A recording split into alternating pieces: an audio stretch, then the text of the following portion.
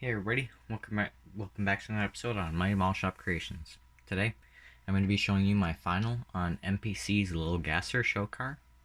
So, without further ado, let's roll the intro.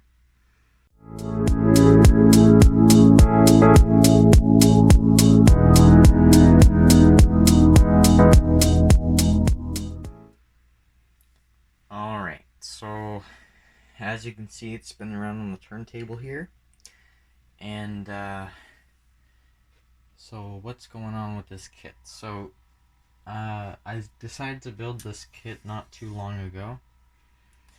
It was kind of like a side project slash quick build for waiting for my saw tool set to come in for my DeSoto conversion project. And while I was waiting for that to come in the mail, I started this. And then I got the saw kit, so then I switched back to the DeSoto build, and then I finally finished up this weekend.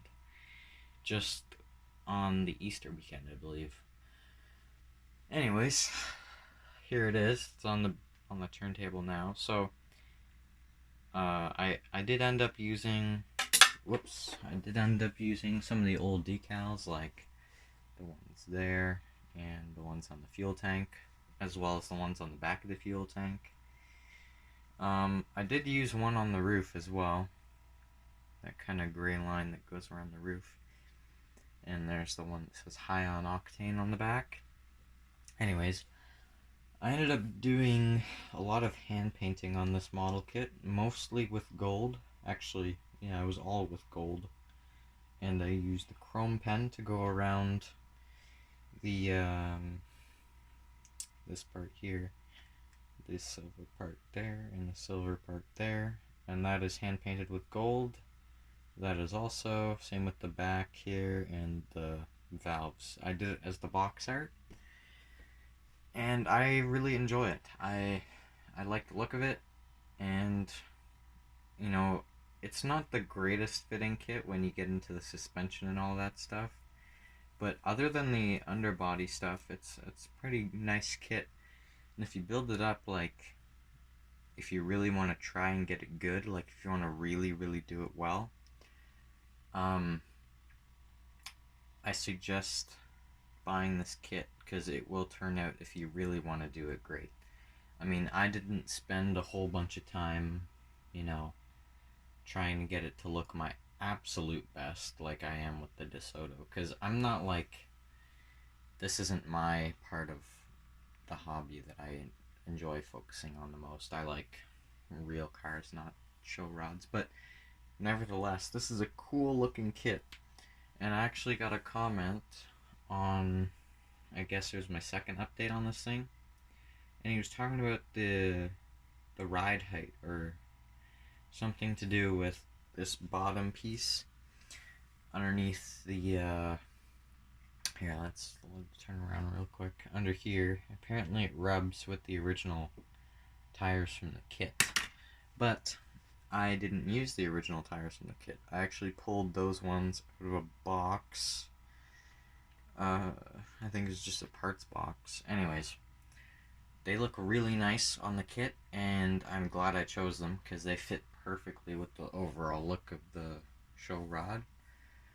And yeah, so I mean, I love this for being like a weird looking show rod thing. I'm pretty happy with how it turned out.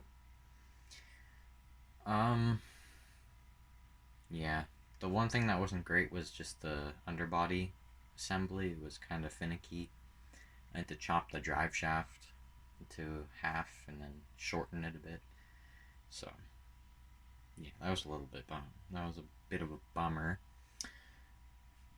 But yeah, like I said, if you're into this sort of stuff and you really want to build a model kit good, and that's your sort of thing, and you want to really detail it up good, then definitely buy this kit if you're willing to go through the problems of whatever. But yeah, and if you are, then I definitely recommend replacing the front wheels, because they look horrible with the original kit ones, because they're that crappy AMT Rally GT series. I guess you can kind of see it on the box back here, like the tread is just huge. Yeah. Again, don't use them. Throw them away because they're terrible. I didn't end up doing the decals on the side panels because they had like an orange, or not an orange, but like a yellow film on the other underside of them. They weren't sticking and they didn't fit correctly. So I just threw them away and I only did the top run, the roof. But yeah. I guess that's it for today's video. Stay tuned for a new project. I guess it's also another side project. It's a Johan. So if you're into that stuff, make sure you follow some upcoming videos. And I'll see you guys in the next one. Goodbye.